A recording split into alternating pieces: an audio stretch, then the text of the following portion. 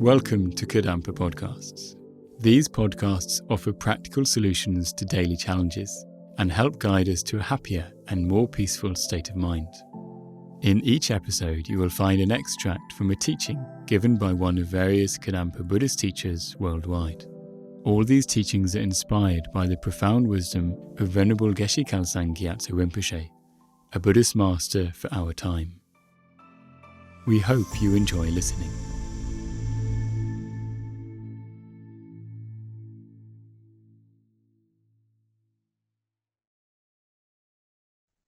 So in this session, what I want to talk about is how this self-confidence, this relating to ourselves correctly, how we can make it sustainable, how we can make it something that we can rely upon, that we can always turn back to.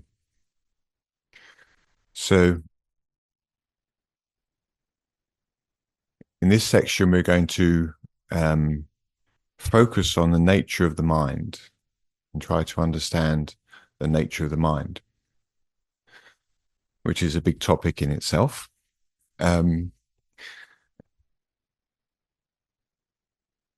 So from Buddha's teachings, we can understand that, or in Buddha's presentation of ourself, we can understand that the body and the mind, we have a body, we have a mind, but they're separate natures, they're two different entities. So we have a body, we have a mind, but they're two different things. The body, we know, the body is physical, it has physical properties, it has atoms, molecules, organs, gungy stuff. We understand the body quite well, but generally we don't understand the nature of the mind in the Western world, the modern Western world. Buddha presents the mind as something different from the body. Whereas the body is physical, has physical properties, the mind is non-physical and doesn't have physical properties. So the mind, consciousness, we can say, has no physical properties. It's and the body and mind come together at conception and go apart at death. So we know what happens to the continuum of the body, stays in this world and is disposed upon.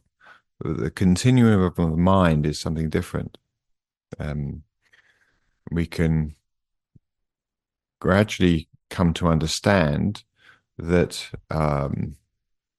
the continuity of consciousness, that the mind has no beginning and has no end. So the mind and the body are separate things. The body is physical, the mind is non-physical. They come together at conception and go apart when we die.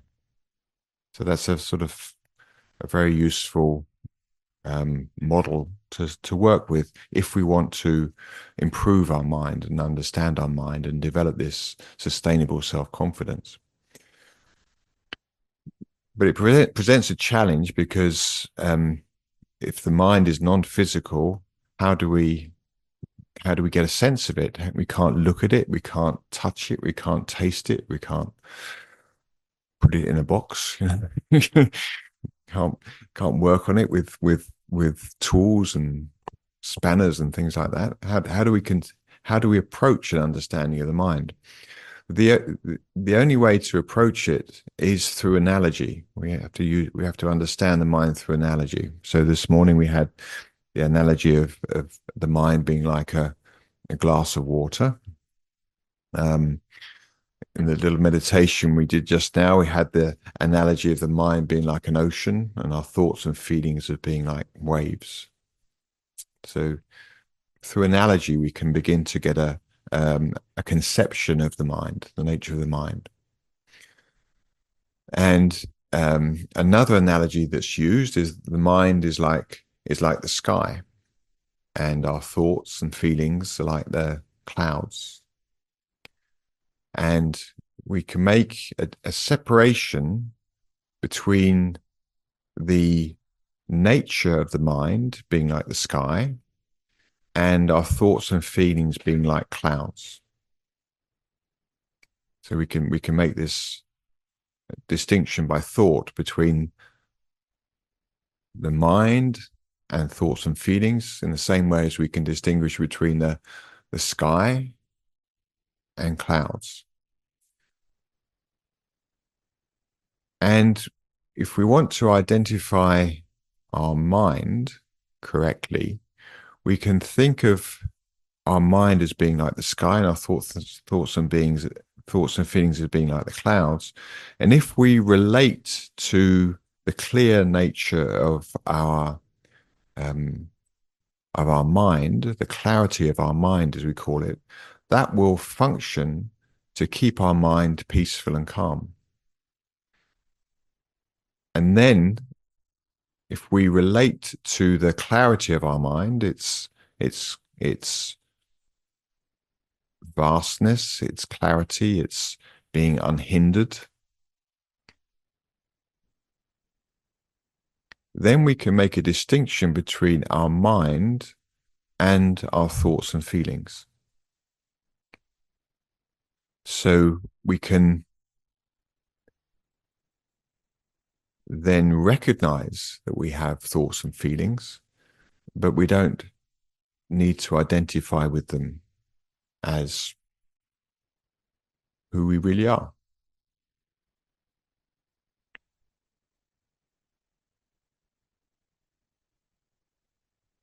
What if we're trying to develop this sustainable self-confidence, where we relate to our true nature, we relate to our positive qualities of mind, our compassion, our love, our generosity, and so forth. What gets in the way is our uncomfortable feelings. Our uncomfortable feelings throw us off, because our uncomfortable feelings push us to react in negative ways. They push us to identify with our delusions. So if we can make this separation between the nature of our mind being like clarity and our thoughts and feelings like clouds, then we have a method of dealing with uncomfortable feelings. So whilst uncomfortable feelings continue to arise in our mind, we're not driven by them, even though they feel uncomfortable. If we're relating to the clarity of our mind, if we're relating to our mind as our sky-like mind, even within those uncomfortable feelings, there's some peace. There's an anchor point, if you like. And just like the weather changes, so our mind, what's within our mind, our thoughts and feelings change. So part of this developing a sustainable self-confidence is recognizing that the nature of our mind is clear like the sky.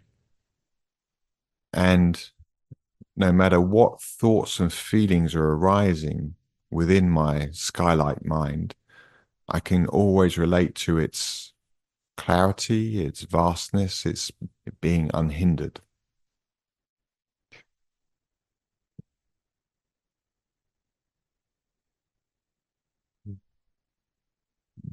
We lose confidence in ourselves because we can easily get thrown around by our thoughts and feelings.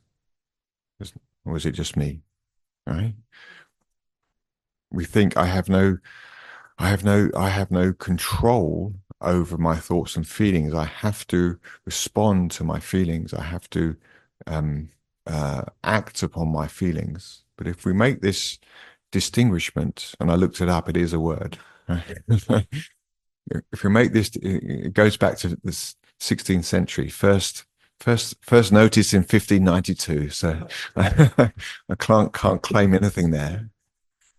So if we make this distinguishment between the nature of our mind being like the sky and our thoughts and feelings being like the clouds, then we don't have to follow what our negative thoughts or feelings are encouraging us to do. Our negative thoughts and feelings come from our delusions. So this is very powerful.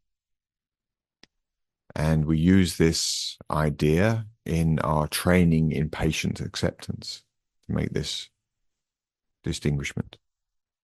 So this course isn't about patient acceptance, but it's relevant because what undermines our confidence in ourselves is our belief that we can't manage our feelings.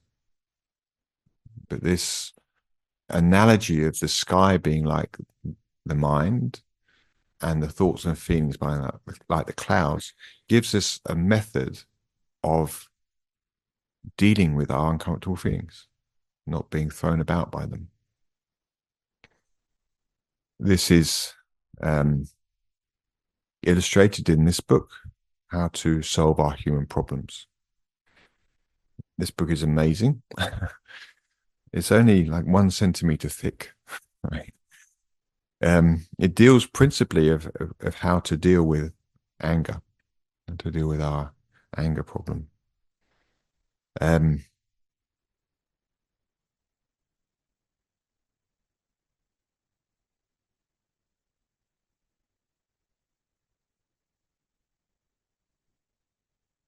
Venerable Geshe uses this analogy explicitly in this section on this chapter on learning to accept suffering. This is a very, very useful analogy. He says, just as there's room in the sky for a thunderstorm, so there is room in the vast space of our mind for a few painful feelings. Just as there's room in the sky for a thunderstorm, so there is room in the vast space of our mind for a few painful feelings. And just as a storm has no power to destroy the sky, so unpleasant feelings have no power to destroy our mind.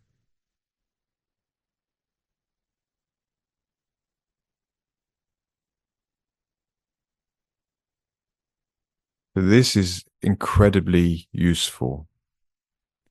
It means that just because I have uncomfortable feelings in the mind, they cannot destroy my mind. No matter how powerful a thunderstorm is, the sky remains. So we won't go out of existence because of uncomfortable feelings. Our uncomfortable feelings are unpleasant, they're uncomfortable, but they cannot destroy our mind. Our mind is indestructible. So when uncomfortable feelings arise, we don't need to panic. They're uncomfortable, but we don't need to panic. There's no thought or feeling within our mind that can destroy our mind, just as no thunderstorm can destroy the sky. And if we relate to the clarity of the mind instead of the clouds of thought and feeling, then we can maintain some peace even while our mind is uncomfortable.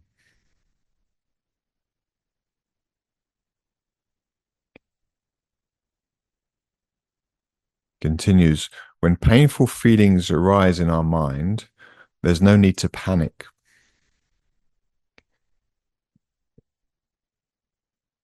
We can patiently accept them, experience them, and investigate their nature and where they come from. So remember, these painful feelings, they're you could say the principal reason why we lose confidence in ourselves.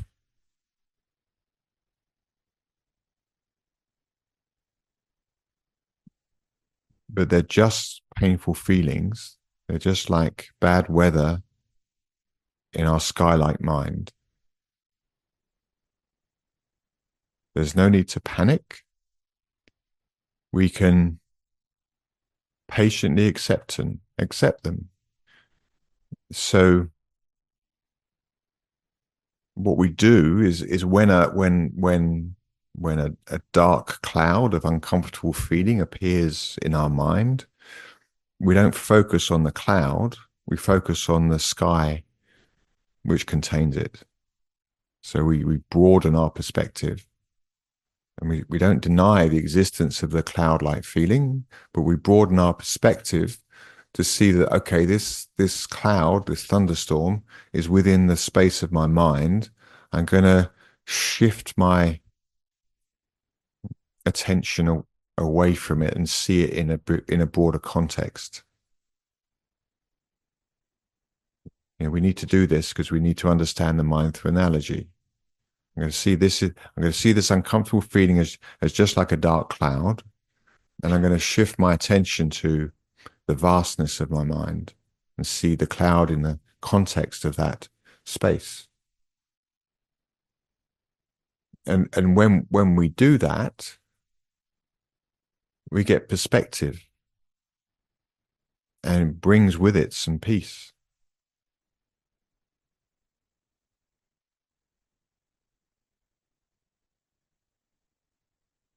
Experience them, investigate their nature. So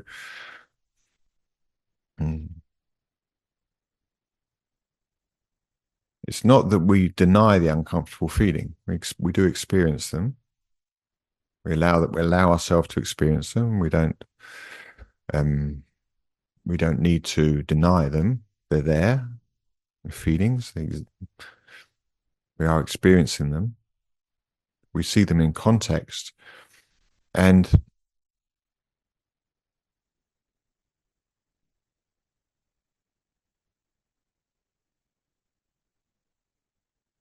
we accept.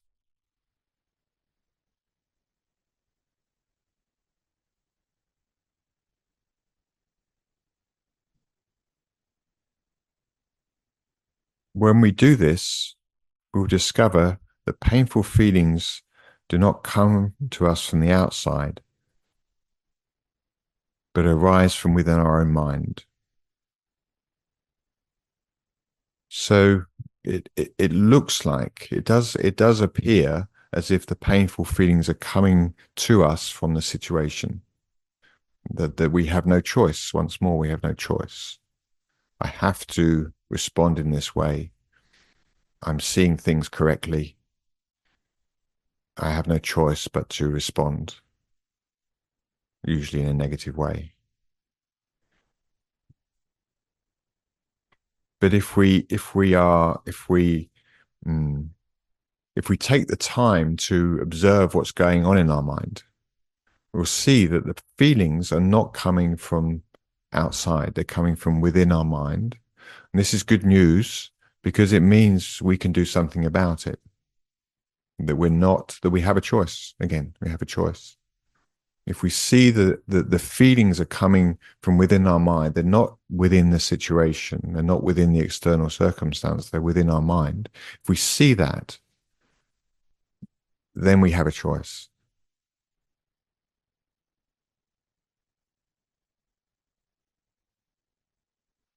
circumstances or other people have no power to make us feel bad.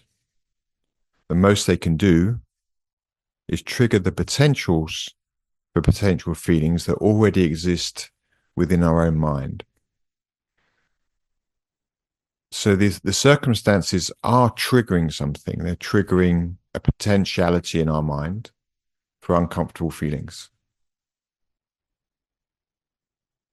So we have potentialities in our mind for uncomfortable feelings, and circumstances trigger them. But if we hold this analogy of our sky-like mind, we experience uncomfortable feelings. We patiently accept them, seeing them as bad weather in the vast space of our mind. We recognize that they're coming from within, and that whatever the situation is just triggering something, excuse me, already within my mind. Then we have control over our mind. Then we're in the driving seat, as it were. And we don't need to respond in a negative way. We can respond with wisdom. If you feel inspired by this podcast, then dive deeper into timeless wisdom of modern Kadampa Buddhism by following the link in the episode description. We look forward to reconnecting with you in the next episode of Kadampa Podcasts.